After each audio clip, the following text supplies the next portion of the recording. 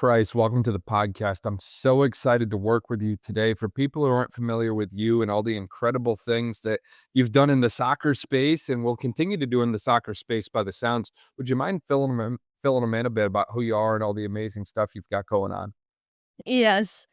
Thank you for having me. It's been a very interesting college career, but like very successful. And it's been very exciting just to see all the opportunity that's like made available. Yeah. So, as I guess breaking into it, like I have played D1 soccer for 6 years now. I had a medical red shirt and a COVID year. So I really milked out my eligibility. And I've played from all over. So I started my career off at Ole Miss, played there for 3 years. I took a stint at University of Central Florida and had 2 artery surgeries, which is a whole we can get into that later, and ended up coming back to Mississippi for what I thought was gonna be my last 2 years.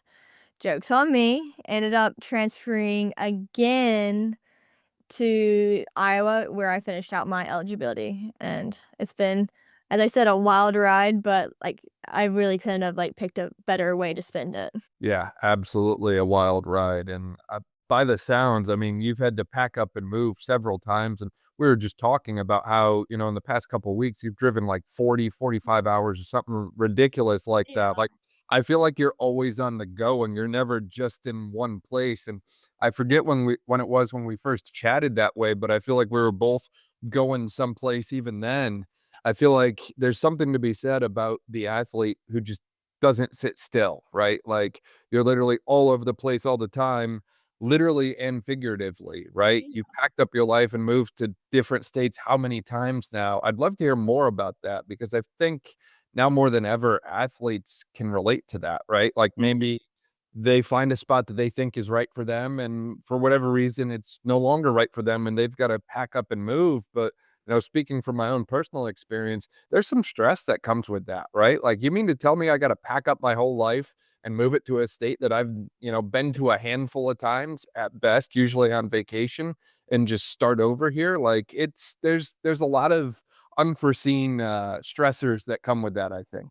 Yeah, no, it's really crazy, especially now with the transfer portal. Like, at first, like, everybody was like, "Oh, this is so great." Like, if you don't fit into a program or, like, let's just say somebody else younger, like, committed or older and, like, you don't get the opportunity to play, like, it's really hard to, like, I guess, pill to swallow that, like, you won't get to play or, like, you're wasting eligibility because you only have 4 years and it's done, which I think that the rule's changing to where you're getting 5 years in, like, 2027, I think. But no, like, I never thought I was gonna transfer. I mean, I never really thought I was gonna stay in Mississippi, and I spent 4 of my 6 years in Mississippi playing. But I don't know, like, the transfer portal, it's like, I wouldn't really recommend it to anybody. Like, it has served me really well, but, like, that was never my intentions of, like, leaving. Like, I think it kinda is, like, for I've had several friends that have stayed at programs for years and, like, spent their whole time there, and it's been, like, so, like, just, like, I guess, like, fruitful, like, the amount of relationship you build and, like, the connections that you have, like, being able to stay at a university for so long, like, that really speaks volumes to, like, I guess your commitment, which, I mean, it's different for everybody. Like, I say it's your commitment staying there for 4 years, and then here I am, 4 different colleges, but, like, everybody's story is, like, a little bit different in, like, how things, like, go about. Like, I spent 3 years at Ole Miss. I graduated high school really excited to go. I mean, I had a great career at Ole Miss, like, started my freshman year, played every single game, basically every single minute. Like, I think I left Ole Miss with, like, 4,000 minutes played, and, like, I think I had started every single game except for 1, and that was, like, my freshman year because I, like, stepped on a hole and, like, missed my first game. It's like but, then I transferred to, I transferred to University of Central Florida my last year because Ole Miss had a lot of success. We went to the NCAA tournament every year. We competed in the SEC tournament every year. Like, we were top 25 program, and, like, it was great, but, like, I also needed to show that we didn't really build out of the back that much, and, like, if you're a defender and wanna go play professional, like, it's, like, really important to showcase, like, your ability to, like, build through the back, have confidence on the ball, like, just being able to be, like, a very different dynamic player. And so I was like, "Okay, I need to, like, take a leap of faith." So I went to University of Central Florida, and then I had artery surgeries because I had some very rare, like, never really heard of thing called popliteal artery entrapment syndrome, and then it's normally in the back of your knees. Well, I had it in the back of my knees and the distal third of my hamstrings. So that was eventful to say the least. I ended up which this is, like, kind of like a testament to, like, my faith and just also, like, the belief that, like, no matter, like, what happens in your life, like, it's going to work out. Like, I took a leap of faith, like, thinking that, like, UCF was where I was going to, like, thrive and, like, go play pro right afterwards. And, like, God had different plans. God was like, "I'm sending you here to, like, get healed," because Mississippi doesn't have any of that, technology and diagnostics to even get, like, my diagnosis of popliteal artery entrapment syndrome. And the doctor who writes the scripts for the surgery in Tampa, and I was in Orlando. So, like, really crazy, like, 360 moment for me. And, like, we ended up getting the surgeries 3 weeks apart and, like, had like, I literally have the doctor's personal phone number. Like, he was like, "Please call me." Like, and I think he's doing a case study on me too. So, definitely a very interesting, I guess, circle. So then I ended up, like, the coaches thought that I'd never be able to return to play, which, I mean, no one my age, like, I was, like, I think I was 21 when that happened.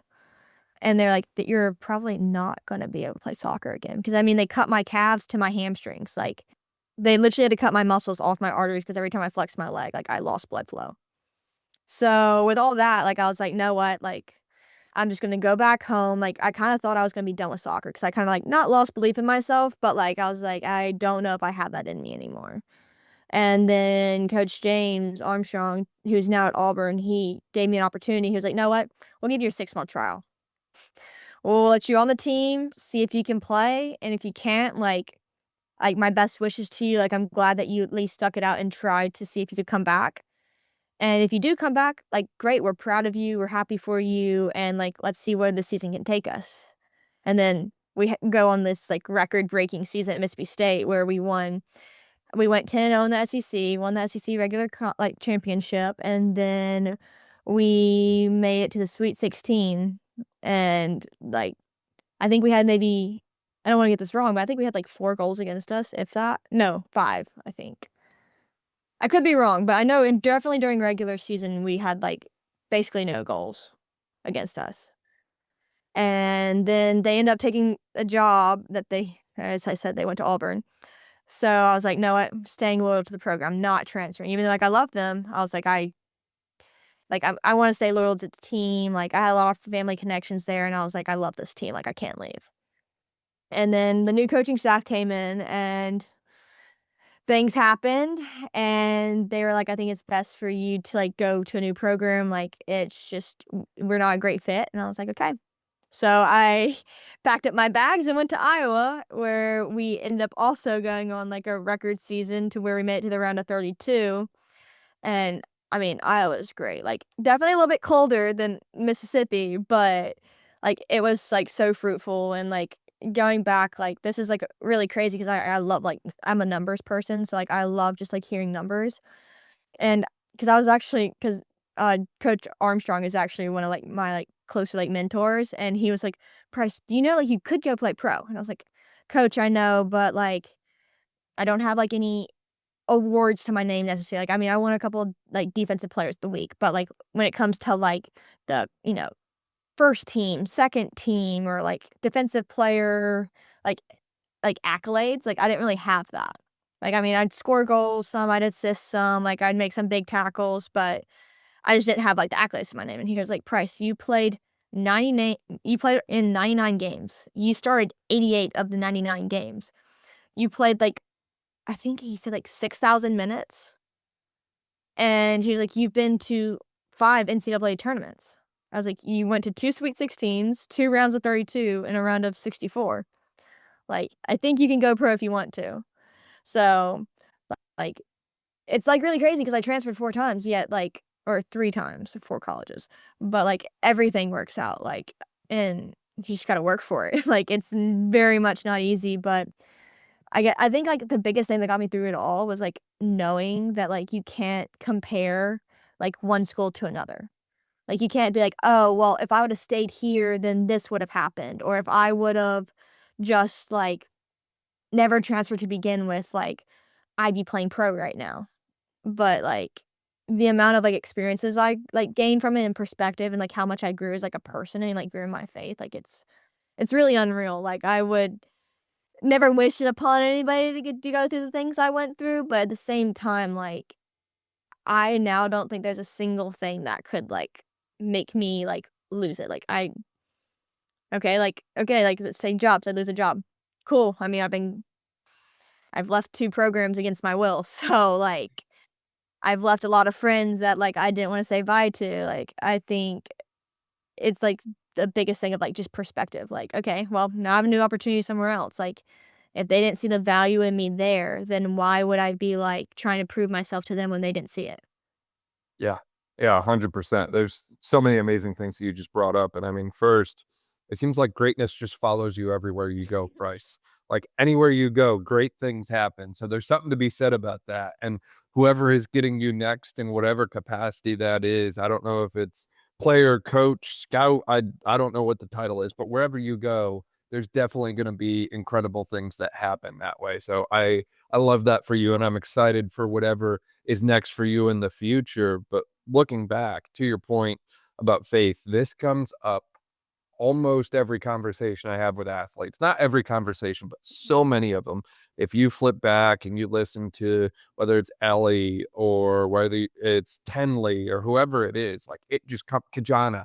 So many of these episodes I've done with athletes, they're bringing up faith. And it's like, Mhm. these are not just like, your average athletes talking about this. This is like your all American pole vaulters, your Yeah. D1, this, that, and the other thing. Like, some of the best athletes are telling me one of the most important things that they feel plays into their success is their faith. And it's one of those things that I think often gets overlooked and forgotten about, right? Like, all these different teams have strength coaches and sports psych and sports nutrition, and we need all of those things. Don't get me wrong, but what about spiritual health? Like, are we all like taking care of what we need to internally that way? Like, are you all like doing what you need to get right with the Lord? Like, maybe you are great, but if not, like maybe we need to just nudge that a little bit. Again, what do I know? I'm just on the outside looking in, but that faith concept comes up so often when I'm talking with athletes, and I love that that's played such an important role in getting you to where you're at today. I think thinking about your injuries as well with the artery entrapment syndrome, which I can't believe that I've heard about that before you because it is a very rare thing. And there's only a handful of places in the country that really work with and deal with that. Tampa, and then the others in like Montana, Wyoming, like not necessarily the easiest place to get to, if you will, that way. But it's one of those things that anytime you have some kinda unique injury like that, where it's like, most people have never heard of it, you have to Mhm. explain it, you don't know what that path ahead looks like, you don't know if you'll even get back to sport. Faith plays a crucial role in that, right? Believing in the things that are not yet seen.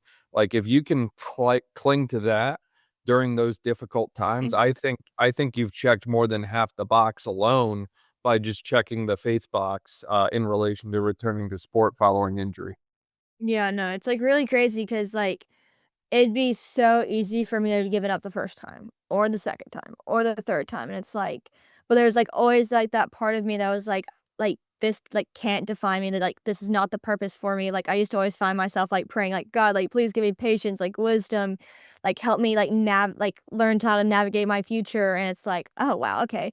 So I I prayed for peace, and I got chaos. I prayed for, like, guidance and helping me, like, learn how to handle my life, and then I get situations that have, like, literally shaped me into who I am today and, like, the way that I even, like, think about things or, like, even be able to, like, process and handle things. It's like, it's so big into, like, who I am and, like, how I've become who I am. It's like, I really don't even know how I'd say mentally sane. Like, everybody looks at me and they're like, "Price, like, are you okay?" And I'm like, "Yeah, why would I not be?" And they're like, "Well, like, this," and I'm like, "And what about it?"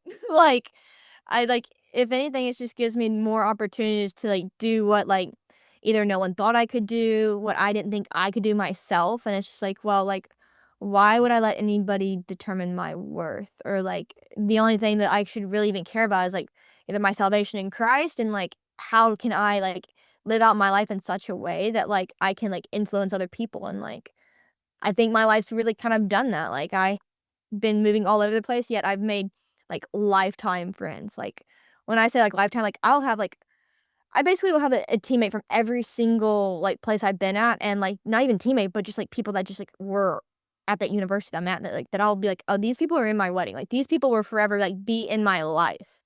And it's like, I would have never thought any of that would have happened, like, from Ole Miss to UCF to Mississippi State to Iowa, like, the amount of friendships that I've made and just, like, relationships that I've just created, it's, like, crazy. Like, I just could never not, like, imagine not having that. Yeah, yeah, no, there's something to be said about that. Like, you almost built this community of people as you went through sport, right? Like, I think everyone always thinks of sport being like what they see on the field on competition day and maybe the practice and training, which, as you mentioned, it's long, it's hard, it's grueling. Like, it Mm, has to be. You're some of yeah. the best athletes in the sport that you play, period. And some of you are the best athletes, period. Like, Mm, regardless of what sport you're talking about that way. And it's like, to get there requires so much sacrifice and sweat equity. And, you're putting in the hours, putting in the time, and people think it's all physical and mental about you. But in reality, I think to your point, there's an element of community that plays in with that, right? mm, From your team chemistry and the bond that you all have, and so on that way. Like that can literally make or break the success of teams, right? Like I look at some of these different sports teams that I've got some connections with, and it's like they are on paper some of the best players and should be one of the best teams mhm, consistently, and yet they can't put the pieces together for one reason or another to get the wins. They can't get the yeah. job done, right? Because unfortunately, sport is something that is dictated largely by wins and losses. Mhm, So if you're not winning, you're not performing, you're not whatever it is that way. Um, and essentially, I think that missing piece for a lot of them is that community piece, and I think a lot of that goes hand in hand with faith, right? Like, I mhm, personally think a lot of community and faith overlap that way, and maybe other people disagree, and that's totally fine, but I see a lot of overlap between the 2 that way, and I think the more you develop those deep, meaningful connections with the people around you, the better off y'all are going to be, not just on the field, but also, as you mentioned, for life. Like, these people are gonna be in your wedding, like, you're gonna go to these people when you need stuff. You're gonna catch up on a, 2-hour yap session every mhm, month, talking about whatever. Like, that's something that you don't just get in life by accident. Like, that comes through a lot of time and, enduring difficult things together, like, preseason conditioning or the conditioning tests or whatever. Like, I'm sure some of y'all are like, "Look, if I have to do another freaking beep test, this is it." But, God. it's incredible how much sport gets to influence and shape your life that way, I feel. I'll say it's crazy because like, I've had teammates that are, like, married, have kids now, or, like, I have teammates that are, like, freshmen, like, just got in college, and, like, I've kinda seen, like, through each program, like, the development of people, and it's, like, so interesting to see, like, the influence that, like, you have on people, but, like, they also have on you, and, like, the perspectives that you gain from, like even if, like, you don't share the same beliefs as them or you come from the same background or raised different, like, it's, like, so cool and, like, interesting to, like, get to know other people and then, like, also broaden, like, your perspective on, like, "Oh, wait, this is how people think," or, "Oh, this is, like, what people do," or, like I mean, even, like, navigating jobs and, like, connections, like, I've gained so many connections from just, like, playing soccer, like, I've literally made so many friends, like, not even, like, on the team, but, like, the support staff, like, I mean, I had, like, a sports media guy that, like, I literally will still stay in contact with, and, like, he's now, like, at Washington. And then I'll, like, also talk to one of my nutritionists who's now at, like, Vanderbilt, like, it's just, like, crazy how, like, even though that I've moved, like, they're also moving, and, like, it's like, "Okay, well, now I have, like, this pool of people that I know that are, like, literally all over the country." Yeah, and it only grows over time that way, which is Mhm. absolutely incredible. And I gotta ask, since you bring up that pool of people that you develop, does any of that pool of people involve athletes that you've competed against? And if so, what are the conversations like in game that way? Like what goes on that maybe we can't hear when we're watching y'all play soccer? No, it's actually really funny because, like, as I said, like, I went to Ole Miss for 3 years, and then I came to Mississippi State, like, a year and a half later. So it's like, some people that were on the team played against me, I played against them, and I'm a defender, like, I put in some tackles, like, probably wasn't their best friend on the field, and it's really funny because 'cause they're like, "Oh, like, I thought you were, and I'm like, "Valid, like, if you meet me on the field and you meet me off the field, like, I'm probably gonna be, like, not 2 different people, but, like, the intensity, like, changes from, like, I'm gonna do whatever it takes to help my team win and, like, be smart and play. Like, if I fouled you, like, it probably was to either to keep you from scoring, which, like, that does get really frustrating as a forward, but, like, at the same time, like, if you were in my position, I'm sure you would do the same thing, like, it's, like, really funny because 'cause they're like, "Gosh, like, I hated you," or they're like, "Oh, like, you were the only one that, like, I liked on the field because, like, you helped me up." So it'd be, like, just conversations like that, like, I don't know, like, it's just so interesting, like, you can't really compare, like, competing against someone to then, like, being on their team because it's, like, the person that you probably hate the most on the field is probably gonna be your best friend if you were on the same team together. No, it's funny you bring that up because I think a lot of the times in the moment, it's so difficult for athletes to put themselves in the other person's shoes, Yeah. right? Like, it's like you're just so focused on in the moment what the goal is, scoring a goal, whatever it is that way. And you kind of forget, like, man, like if the tables are turned, I'm doing the exact same thing, right? But Yeah. to your point, it sounds like you found a way to kind of walk that line by being kinda like a tough enforcer while also being, like, just a generally good person and helping people up and just Yeah. doing the right thing in all times that way, and I think there's something respectable about that because I think it's very easy to just go all the way off the deep end on one end or the other that way, and it sounds like you walk the line very well. When you get injured, you tend to, like, kinda gain a new perspective on, these are people like, usually some people like, "Oh my gosh, like, I can't stand her, I'm about to do, like, a dirty tackle on her," but it's, like, also, like, that's a person's career, like, there's, like, so many things, like, when you see, like at least for me, when I see a dirty player, I'm like, "Gosh," like, so, like, you would rather hurt somebody and, like, like, either make yourself feel better or, like, whatever, or, like, show that you're tough, but it's like, okay, in reality, like, that was cheap, like, you coulda just, like, probably, like, waited for the time to, like, properly tackle or, like, I don't know, be in the right position to win the ball instead of having to, like, go through somebody.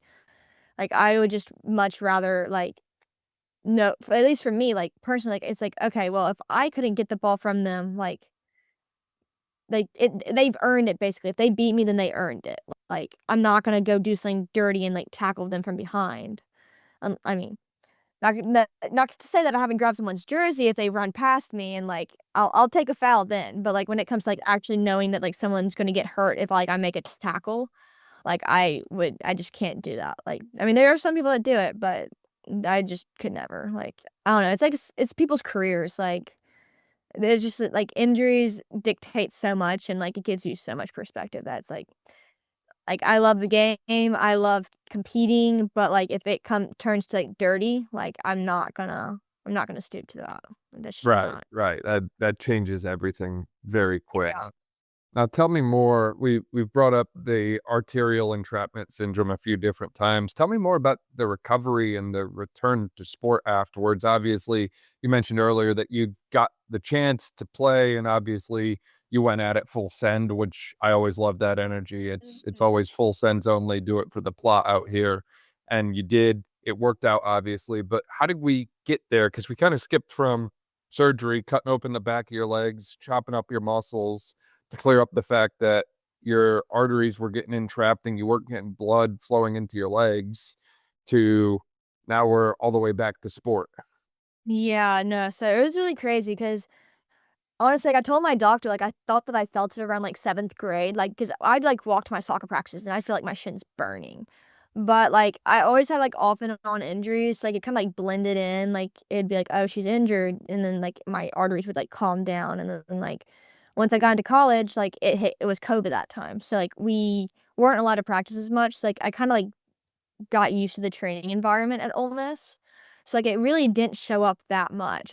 I would feel a lot of pain in my legs and, like, the 80th minute, but, like, that's 10 minutes to go in the 90, and, like, most people don't play 90s, so it's like, of course she's gonna be fatigued, but, like, no one's gonna know that translation. I didn't know that translation, like, but then when I got diagnosed, like, what really started it was, like, I was tripping over my own feet. Like, I was, like, thinking I was defending well, but, like, I was, like, always, like, a step behind. I'm like, "This is, like, new," like, because it was a new training environment, so, like, my muscles were adapting and, like, it just wasn't working out for me. I didn't have as much, like, a slow, like, I guess, like, introduction into it as I did at Ole Miss because of, like, COVID and everything.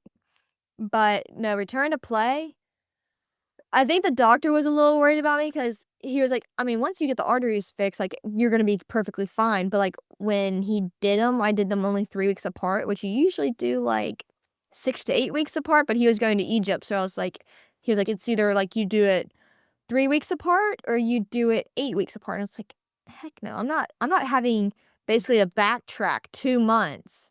Like, if you're giving me free rein to go work out on one leg, I don't have the self-control. I'm gonna do it on both, and then I'm probably gonna mess up the second leg worse. So, I ended up doing it 3 weeks apart, and it was, like it was genuinely horrible. Like, having the back of your legs cut open, like, you don't really realize how much things touch the back of your legs until it's, like, winter, and, like, you sit down, chair touches the back of your legs. You try to put sweatpants on, it touches the back of your legs. Leggings, off limits, can't do it. So, I basically lived in sweatpants for a good like, semester or so. But, no, there was, like, no return to play protocol, like, at all. Like, you usually get diagnosed in, like, people, like, 50 years and older. Like, it's not, like, something that you get diagnosed with as a college athlete because like, most people, like, can't do it. Like, the doctor was like when I was, like, getting the diagnosis, he was like, "Can you walk 100 yards?" It's like, "Yes, I could run 100 yards." He's like, "Well, can you walk up the stairs?" And I was like, "Yes." He's like, "Well, can you run a mile?" And I was like, "Yes." I was like, "I'm a soccer player. Like, of course I can do all this stuff. I'm just tripping over my own feet." He's like, "Well, then you probably don't have it." And then when they got all the diagnostics back, they're like, "You have less than 50% blood flow in both legs." And, like, we'd never even seen the entrapment in the distal third of the hamstring before. And they, like, sent me to, like, the specialist who writes the surgery, which was Dr. Murray Shames in Tampa. And let's just say he bumped me to the top of his list because he was very interested in my case. And then when I did the 3 weeks between surgeries, I ended up being, like, hospitalized, like, 2 days afterwards just to make sure, like, blood clotting and, like I'm stubborn, so I wanted to go home, but we couldn't fly, so we drove 10.5 hours back home to Mississippi. And I had a strength coach who ended up well, he was an athletic trainer first and then became a strength coach, and his name's Ricky Clark, and he's basically now, like, a return to play specialist, but, like, he, like, takes many, like, different, I guess, job titles because I mean, he is a certified strength coach, he is an athletic trainer, but, like, his real, like, focus is to, like, injury prevention and, like, recovery from injury. And him and I got together and we are like, "Okay, this is really weird, really unique, but, of course, I'd be the one to have it." So, him and I just kinda came up with, like, just, like, off the wall exercises, like he was like, "Okay, well, we're gonna, like, just work on, like, gait mechanics," because, like, at that point, like, I had no like, I couldn't stop, like, I'd start jogging or something, and I had no ability like, I'd basically fall to try and make myself stop because my muscles were, like, struggling to, like the muscle fibers were all severed, so it's like, how do you had, like, retrain them and give it time to, like, basically regenerate and, like, heal, which I'm not the most patient, so, like, that was painful. But I worked with him, like, every single day. Every day but, like, Saturday and Sunday, and we worked on range of motion to and the hardest part was, like, basically getting back to soccer fit because like, it's all like, soccer's so unique in all the movements, like, you have to be able to work laterally, you have to be explosive, but you have to be strong, you have to be fast, but you have to, like, be able to, like, break quick and then change directions, like, doing all that in the 6-month period that I had to do it in and then get back to be able to play at Mississippi State, like that was something that, like, I don't think I was prepared for, like, I told the coach, I told myself, I was like, "Yeah, the doctor said only 6 months of recovery." I think I may have well, not I didn't forget, but I just didn't realize how hard it was gonna be. I didn't really realize that it's like, oh, it's like 6 months to return to, like, a normal person, not a Division I soccer athlete, like, very different when we're talking about that. But, no, we just worked every single day, like and then when I got to Mississippi State, like, the strength coach there, Victor Hoffman, he's, like, amazing, like, he's so good at what he does, and he's, like, so educated on, like, just all, like, from return to play to, like, just fitness to periodization, like, he just cares so much about all of that that, like, he got me and he was like, "Alright, we got some work to do," because, like, I just, like, it was so hard getting back to, like, soccer fit, like, from running to cutting, cause like, I had, like, the running down for the most part, but it was, like, cutting that I, like, really struggled with, and we would do, like, suicides on the field, and I'd be, like, coming in, like, 5 seconds behind the time, which, like, I mean, they're like, "Price, know what you're trying," like, as long as you get there and you're showing effort and, like, you're progressing, then, like, there's nothing that we can ask for, cause like, I think they went to a Sweet 16 before I got there, or maybe there's round of 32. But, yeah, so, like, they're like, "Know what? Like, you do have a bridge to gap, like, you got a bridge you gotta, like, cross. You might not be there, but, like, we think by the time" because I was only 6 months surgery, which I don't think anybody on the team at the time really knew how close and how, like, intense my surgery was. So, like, that was a little rough, but, I mean, I had the summer to come back to my trainer back at home, and then, of course, at that point, then we were able to, like, actually get into everything, and, like, I did the soccer packet how we normally do, and, I mean, story writes itself. I ended up somehow earning myself a starting position and, like, helped lead the team to a Sweet 16, like, it was really insane, like, I don't e like, I literally spent, like this was, like, summer, like, right after my surgeries, and my, like, best friend who, like, came home for, like, a weekend, like, came and saw me, and I was like and, like, I don't cry. I literally cried in front of her, and she was like, "Oh my gosh, like, I've lost Price. Who is this? Like, this is not Price." And, like, I freaked out because I was like, "I don't know if I can do this." Like, I don't think I'm the same person. I don't think I'm the same athlete. Like, I don't think I have this drive to, like, get over this. And she's like, "Price, like, you are you. Like, no one, like, ever dictates, like, when you're done or, like, who you are, so, like, why are you letting, like, this, like, one small thing, like, dictate anything?" And I was like, "You know what? You're so right." And, like, just, like, having, like, small interactions with just, like, community, like, it's so big, and, like, people that, like, really know you and invest in you and, like, are, like, really close to you and, like, have been through, like not been through, but they, like, have walked through life with you, like, they've seen, like, how you handle things, like, it's so important. Because, like, without, like, a lot of my, like, close friends and, like, trainers and stuff, like, I don't like, the return to play would have never happened, like, just, like, knowing that, like, someone has, like, belief in you, it's, like, it really does go far, like, belief and faith, like, I don't know, like, how people, like, do it without like, I feel like you have to believe in something and, like, having peace in something. Because like, I can tell you, it wasn't very peaceful when I was, like, trying to figure out, "Okay, well, I transferred once, now I have artery surgeries in my resume," and everybody's like, "What is this?" And you gotta tell them, "Oh, I have no blood flow in my legs." It's like, "Okay, well, you need your legs for soccer, so, like, how do you tell me, like, it's gonna come back?" And then, like, anybody researches it and they know nothing. It has, if anybody looked it up right now, they'd probably be like, "What the heck is this? And how do you get back from it?" Because there's nothing. And when I tell you there's nothing, like, I've literally had some, like, people in their PhDs, like, in, like, exercise physiology world, and they're like, "I wanna do a study on you," but then I'm like, "Well, good luck because you're not gonna have much other data to work with." Like, it's really crazy because like, it's, like, such, like, a niche thing to happen, and, like, especially for it to be in college athletics. But I also do think it's not as rare as it is now. Like, I've had a girl from Cal Poly reach out to me, I had one from Indiana reach out to me. I had one from Arkansas, like, her and I went through the same thing around the same time, which was, like, great to have her, like, in my corner. Like, she ended up having compartment syndrome surgery, and it didn't fix her problem. And then she had it and then when because I started posting about mine because I was like, "Know what?"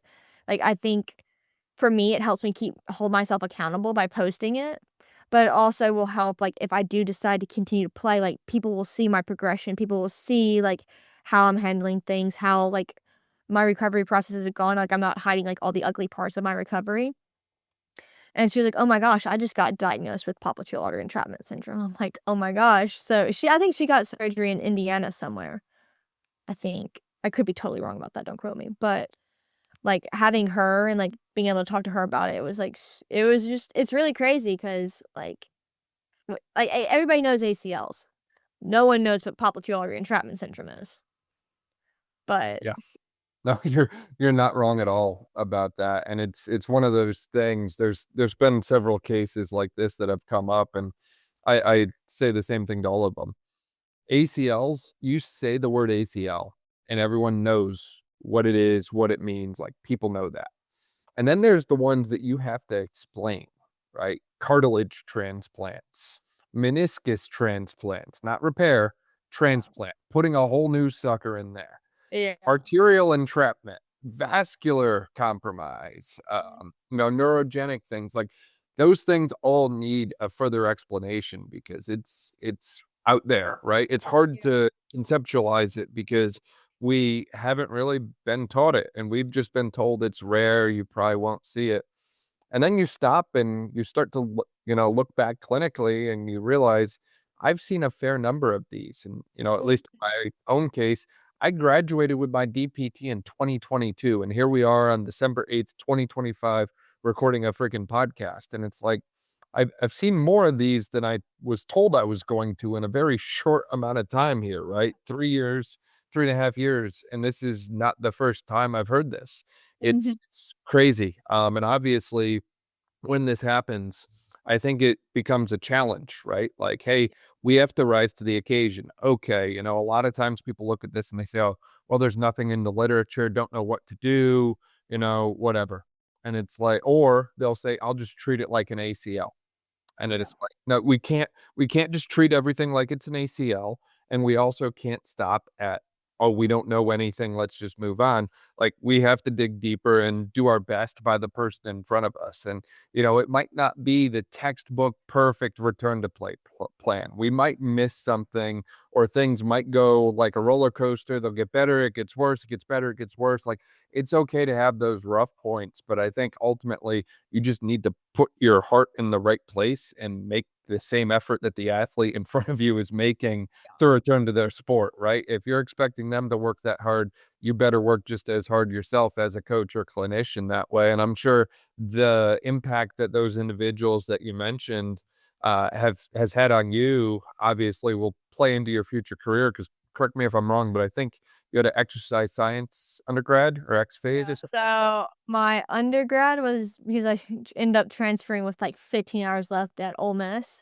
I ended up going to UCF and having to do 30 hours there to get my undergrad, and I ended up being undecided, but like yeah. Well, it was interdisciplinary studies with a focus in kinesiology, even though like I hate to know how many classes I took in exercise science.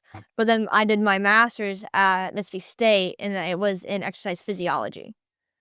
And so I was supposed to get my CSCS, but then I was like, well, if I'm gonna be playing collegiate soccer, like I would rather not have my CSCS right at that moment. So I'll be taking that in the next like couple months. And I'll get like my personal training certificate as well. Because I wanted to do like a return to play. Um, Basically being a return to play specialist, considering I guess I'm pretty good at returning to play, and I've had a support staff that has really taught me, like, everything I know and has, like, basically proven to myself that, like, I can and could have returned to play, like, regardless, like, I don't know, as you said, like, it's just crazy, like, the if it's basically the investment that people have to put into you and, like, the belief of, like, knowing that you can.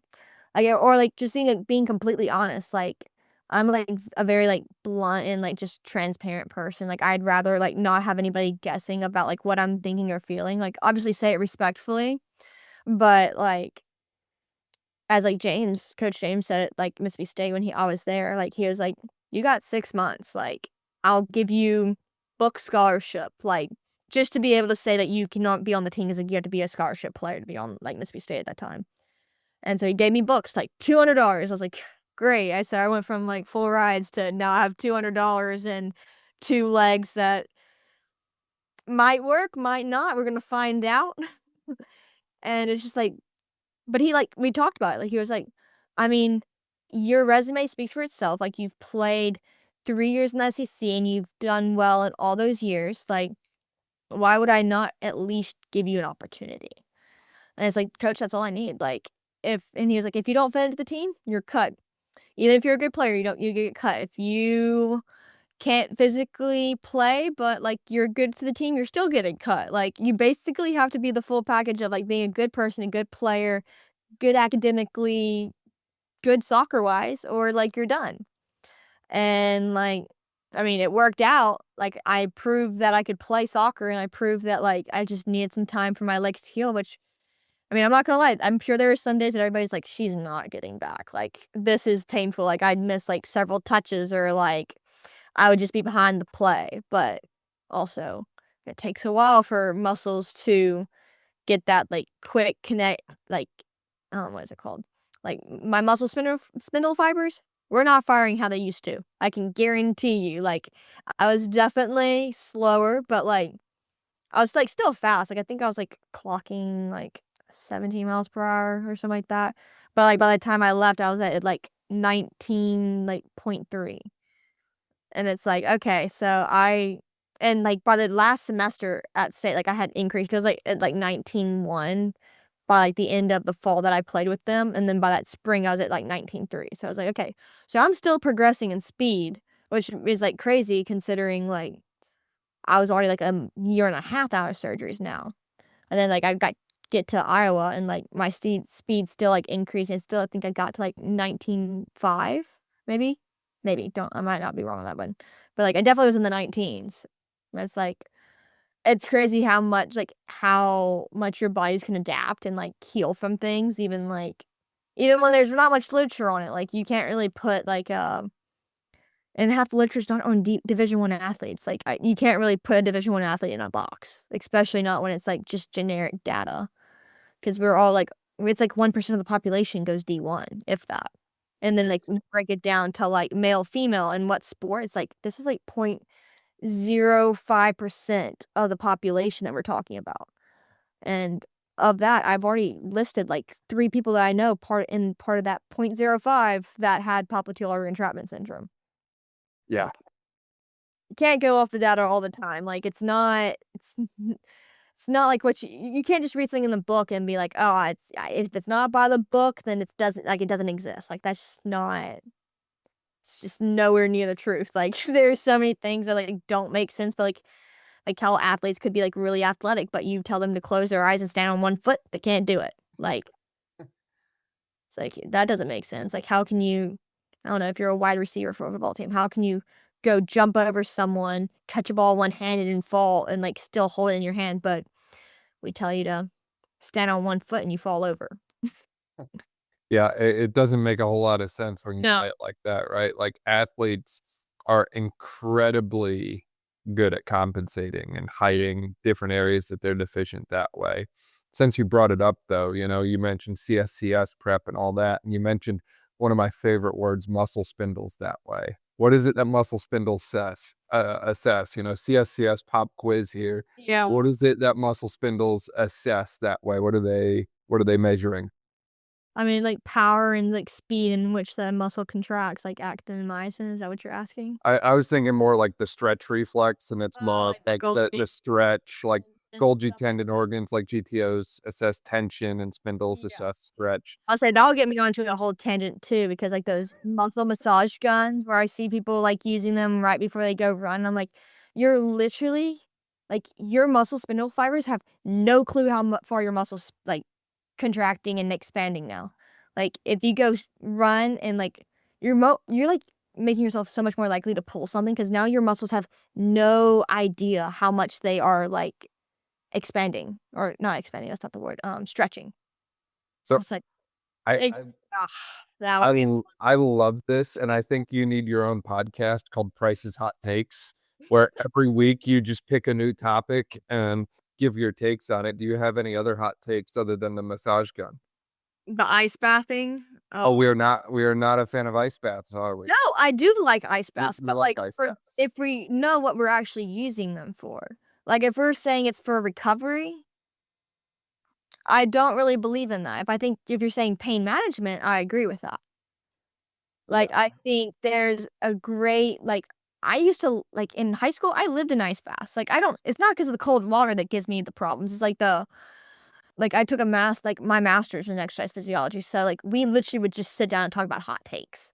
So, like, this was, like, something that we, like, talked about, and they were like, "Don't like, you don't need to get confused, like, yes, it might make you feel better, but that's because it's pain management, it's, like, masking, like, your soreness, or it's masking this, but, like, your body swells for a reason."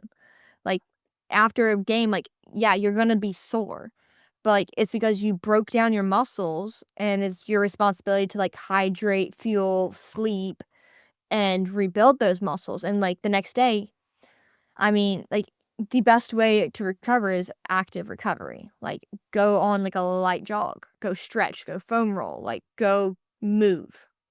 Like, don't sit still, like, don't think, "Oh, I'm gonna take another ice bath," like, because like, you're just making your muscles contract, and, like, our coach would make us go do ice baths, and, like, he'd always be like, "So, Prize, what'd you learn in your master's class today?" And I was like, "Ice baths are a myth." It was so funny, and he was like, "Okay, well, give me the breakdown of it." And I was like, "Well," like, and, like, there's so much, like, data, so, like, this is it's a hot take, like, there's so many things that, like, people will say, and, like, yeah, it works for some people, but, like, after I stopped doing ice baths, my body felt a lot better, like, and I just started, like, really focusing on the sleeping, eating, and, like, being active, and, like, thank goodness I have a dog, so, like, he would really force me to be active, so I'd go on, like, 3, 4-mile walks after our games, like, not the day of, but, like, after. And I felt great, like, my body had never felt better, and I was like, "Wow." So I'm older, so you'd think my body already would feel worse playing. I'm, like, playing a lot of minutes, and I'm now not even a year post-surgery, and I feel great. Like, explain that one to me, I don't really know, which, I mean, some people are like, "Oh, ice baths make me feel so much better." And I'm like, "Good, it's pain management." But, like, y if you make your muscles contract and, like, you're taking away the blood flow that's actively going to your muscles, and it's, like, constricting everything off of your muscles, and it's like, okay, I don't agree, but So now I have to know, did you have one of those, like, athlete scooter things riding all around campus, or was that not a thing for you? no, I will admit I did have a scooter, and I really enjoyed it. Like, I was in Iowa, and it was, like, really cold my last semester, and I brought my scooter, and I'm not gonna lie, there was some days where I scootered my dog around Iowa. Like, it was horrible. I was like, "Please." I was like, "Know what? I'm here for 6 months. Who's gonna know it's me? Like, how will they know?" I mean, as I'm now admitting it on a podcast, but, I mean, I'm never gonna see probably half those people again, so, like, if I'm embarrassed, like, I'll own it. I just owned it on podcasts, like, they know it's me now, but no, I mean, I think it's good for, like, some reasonings of, like, for me, like, I had my master's was insane around our practice schedule, but I'd have, like, 2 hours of classes right before practice, and I'd have 15 minutes to get to practice, get on the field.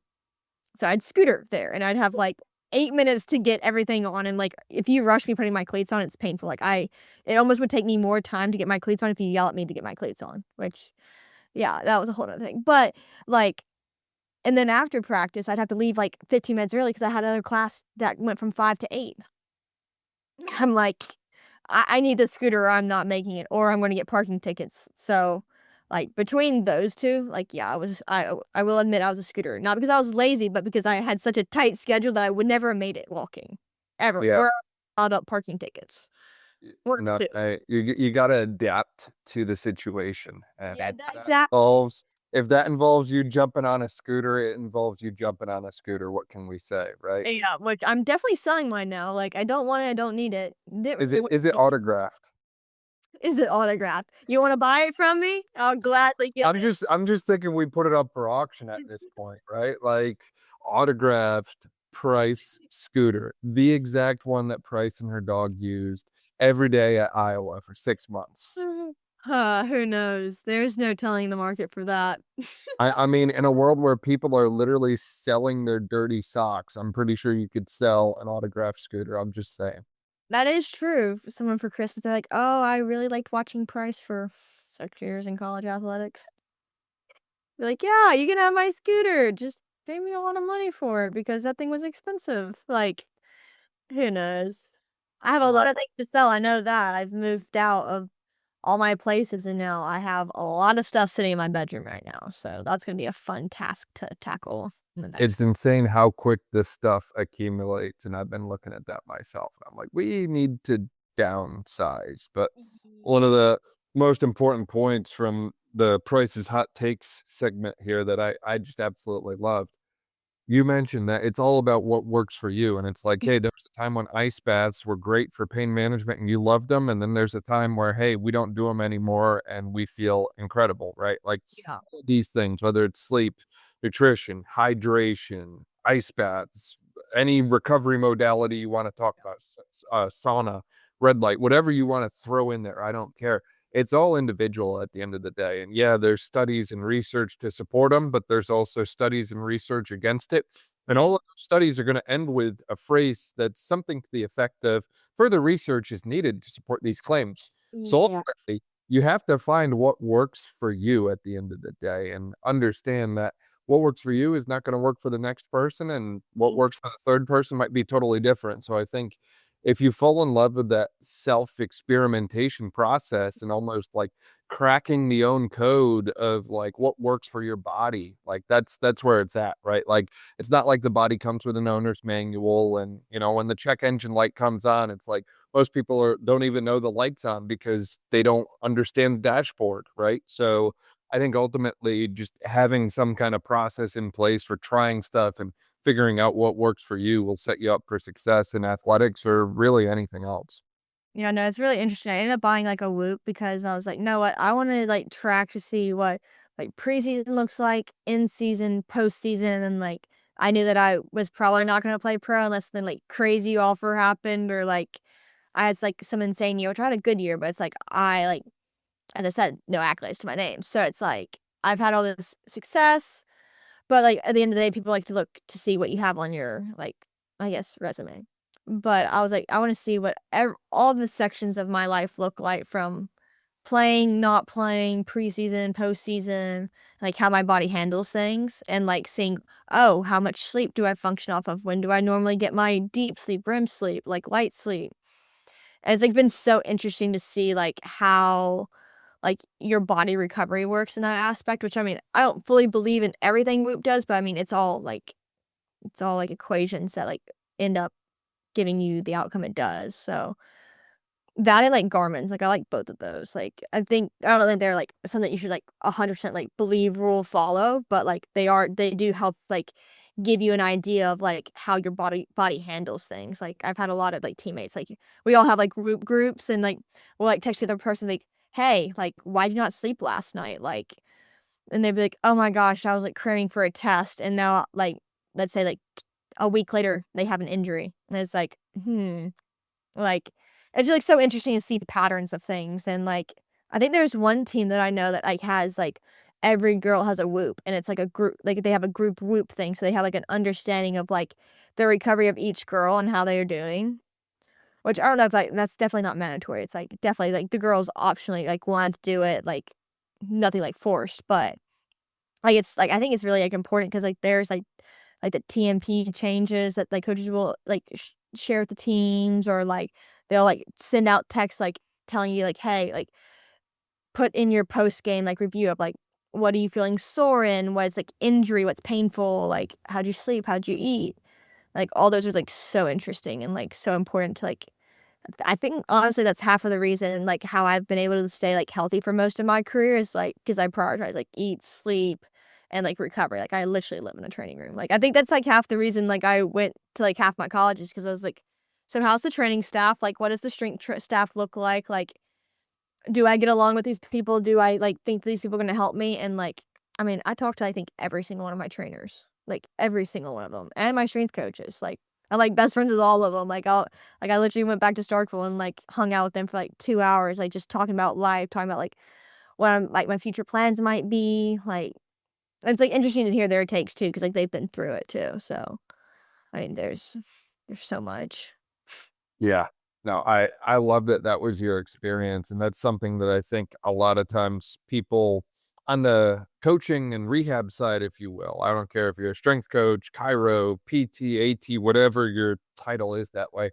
I think a lot of times we forget that the work we're doing with athletes is more than just rehabbing an injury, right? It's Mhm. deeper than that, and there's more meaning and purpose to it, or at least I think there is, right? And it's one of those things I always like developing a relation with every athlete because it's like, look, if you're trusting me to work with you for 9 to 12 months and return you after this crazy injury. For many of them, it's the first injury they've had. We see them in a lot of dark moments. They come in crying on day one, or whatever it is that way. It's like, we gotta learn to trust each other here. And it's like, we got to develop a connection that allows us to kind of walk through all those steps seamlessly that way. And I, Mhm. I think that there's something powerful about that. And I feel like that's not discussed enough, at least in my opinion, on the success of rehabs and return to play cases, where it's like literally, what is your connection with the staff that you're working with? How do you trust them? How do you like them? How do y'all get along? Literally, what's the sense of humor? Like, is it a freaking vibe? Like, one of the things I really strived for when we were up in Maryland was like, if you came in, whatever your vibe is, we're gonna match it. And I don't care if that's like changing the music to something you like, or if I'm high energy, high strung for one person and then toned way down the next, like all over the map, whatever it is, I'm just gonna match what the person in front of me needs. And I think the more we go at it like that, the better off we become as providers, providing for you all, but also the better our athletes are going to, become, because instead of just becoming part of these stats of athletes that don't return to sport successfully or whatever, like they actually get back, and, they're better off because we got them the goal that they're after. So, yeah, that's my TED talk on that, I guess. Yeah, no, I think it, like, also, like, stems back to, like, the maturity of both people because, like, there's been places to where, like, I was like, "Okay, this person clearly doesn't care about my recovery," or, like, "They don't understand what I'm going through," or, like, "They don't, like, have the best intentions for me," and, like, not that I ever, like, fully thought that about, like, any of my training staff, but, like, I mean, from, like, almost, like, they thought that I probably had something, but they're like, "Well, it's not, like, severe enough to where, like, it's, like, really affecting your day-to-day or, like, affecting soccer, so, like, it's probably best to, like you don't really wanna, like, open up something that, like, could potentially become way worse and, like, ruin, like, your entire goals in future." So and, like, I'm best friends with, like his name is Corbett Franks, he now runs the, athletic training department at Ole Miss. Yeah, Ole Miss, and, like, him and I are close, like, I literally would call him at UCF and, like, ask for his advice on, like, what I should do, and then when I got to UCF, like, they didn't really know how to help me at first, and then, like, after, like, I told him, I was like, My leg's burned, like, I feel like I should take a knife and, like, slide it right up my leg." And he was like, "Let's not do that." And I was like, "No, I'm not crazy, like, I promise you, I'm not doing that, but I'm explaining to you, like, the pressure that I'm feeling." And he was like then he's, like, started, like, advocating for me. He was like, "Okay, now that you described this, like, I completely know that we need to be looking into, like, exertional compartment syndrome and, like, popliteal entrapment syndrome," but, like, that came from me not fully communicating. I was just like, "Oh, I'm sore," because, like not that I didn't really know what I was feeling, but I'm so stubborn that it's like, I don't like to tell people that, like, I'm actually hurting. Like, if I use the word hurt, then I must be really hurting because, like, I don't like that. Like, me and my family, like, grew up like, "Oh, like, rub some dirt on it, you're fine." Like, "Oh, it's broken? How do you know? Is it poking on the skin? It's probably not broken, like, you're fine." Like, we'll give it a couple days before you take it to the hospital, like just, like, very tough, and so, even, like, UCF, like, they, like, advocated for me, and they're like the first doctor was like, it's, like, inconclusive test," and he was like, "Okay," I was like the trainer asked me, he's like, "Do you wanna, like, continue looking for something, or do you, just do you wanna, like, give up on it?" I was like, "I mean, we're already here." Like, I kinda think that, like, I'm not gonna be able to play soccer again. Like, I can't whatever something's wrong, like, I can't come back from this. And then, like, he advocated for me to get Popliteal, got it. And then, like, the whole situation happened at UCF, and then, like, even, like, afterwards, like, he still, like, reached out and, like, helped me even though, like, I wasn't at the university anymore. Like, I came home for, like, the last, like, 6 yeah, in the beginning of August, I ended up coming home, like, right at the beginning of the semester. And, like, he was amazing and, like, helping me, like, just getting me connections, like, making sure I was taken care of even though I had a trainer at home who was like, "Here, I'll help you completely." And that was Ricky Clark. So, like, he's been, like, honestly the guy that I've always, like, circled back to because, like, he's the one that's from my hometown, like, he's known me since I was in 7th grade, like, he's dealt with everything for me because, like, in high school, like, I even, like, randomly, like, subluxed my fibula. Like, I went to a tackle. I don't even know what I was doing. I mean, little 8th grader just going crazy. Like, subluxed my fibula, and he was like, "I don't know what you did. I don't think it's ACL, but, like, I'm going with you to your doctor's appointment," because, like, he basically took, like, the role of, like, my dad. And then, like, he was there for when I broke my sesamoid bone in my foot. It's like, "Oh my gosh, like, this poor guy's been through it all with me," like, but, like, it also, like, took, like, the maturity side of me to, like, learn that, like, hey, like, you gotta be able to, like, properly communicate to people, like, you can't expect them to, like, just fill in the blanks if you don't, like, communicate it. But the same thing goes with coaching staff, like, it's really easy for people, like, to hit the portal and, like, get, like, upset about stuff, but it's like, did you properly communicate it to them? Like, do you have, like, a relationship to, like, talk them through it? Like, even which, I mean, I'm not like, my transferring from Ole Miss, like, I probably should've gone about it, like, another way, and, like, I was, like, respectful about it, but, like, when I went into the meeting, like, I had already, like, decided that I was transferring because, like, I was like, "You know what? This is the first time in my life I'm gonna be selfish, like, I'm gonna do what's best for me, and, like, that's not gonna really help the team," but, like, I was like, I gotta figure something out, like, my career, it's either I do it now or I do it never," and I was like, I kinda, like, just felt, like, led that, like, I needed to do it now, which, I mean, as I said, go back to God. It's like, it all works out for a reason, but, like, I don't know, it's just, like, the maturity aspect of, like, knowing that everybody has your back, but you gotta also be able to properly communicate it, which took me a while to learn, but, I mean, here I am. I'm forgetting whose podcast this is. Honestly, I think you could go on for the rest of the night and I'd be good with it. I freaking love listening to you talk. I love hearing your stories and insights and all that you've learned that way. Seriously, shameless plug, you should totally start a podcast because you'd be phenomenal at it, Price. But again, I realize we could probably talk about this all day long because again, you are such an incredible person, and the journey you've been on is absolutely amazing. If you don't do a podcast, at least write a book because I would buy a signed copy of that. I might not buy a signed scooter, I'm sorry, but I will definitely buy a signed copy of the Price book, if that comes out that way. You could maybe call it, like, The Price is Right or something, I don't know. Get creative with that name. Very I original. that's the best I could do at almost 9 o'clock on a Monday here, it's like bedtime for me that way, but, is there anything we missed as we were chatting today or anything else you wanted to, share with people listening?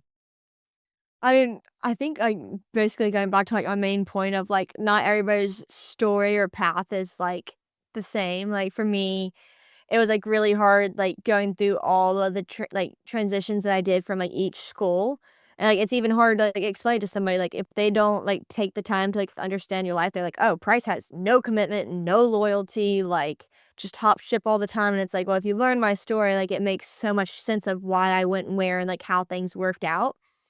But it's also not to say that, like, when I talk to people, I'm like, "Look, like, if you're looking to transfer, like, just know of, like, you're gonna grow up in ways that you didn't think you're gonna grow up." And it's just like, I don't know, like, you're gonna learn a lot of perspective and, like, it's not always gonna be exactly how you thought it out to be, but, yeah, I think if you're looking at everybody's stories, like, don't compare your story to anybody else, like, it's gonna be different regardless. And especially if you're a college athlete, like, you can't really let anybody tell you, like, what's the best for you, like, it's your job to, like, be mature and, like, decide for that, but as for when it comes to, like, your life, like, I think sometimes that like, you know yourself best, like, now do your best friends know you pretty well too? Yes, but, I mean, if I went off of every opinion that I've heard about myself or, like, what I should or shouldn't do, like, my parents didn't want me to transfer, but as I said, like, I believe that that was what was right for me, and maybe I didn't believe it for the right reasons. I thought it was for soccer. Turns out it was for health, but, like, I don't know, everybody's path's so different, so, like, basically just don't compare your, like, trajectory to anybody else, like, everybody's trajectory is so different, so, like, especially if you're in college athletics, like, there's really no right or wrong way to do it if you handle it, like, in a mature and, like, respectful way. Absolutely, and Price, for people who wanna find out more about you online and so on that way, where can they find you at?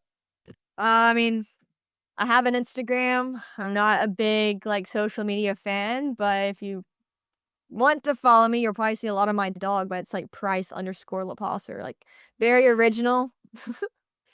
But that's about it. I mean, all my platforms are literally Price_Loposer, so if you look me up, like, I'm not really hiding. Uh, I like that. We'll link to all of that in the description below. That way, if you didn't quite catch it, you can just click there, find Price online, and bid for her scooter, auction coming soon. Price, this was amazing. Thank you so much for your time. I really appreciate it. Of course, thank you for having me. It was great talking to you.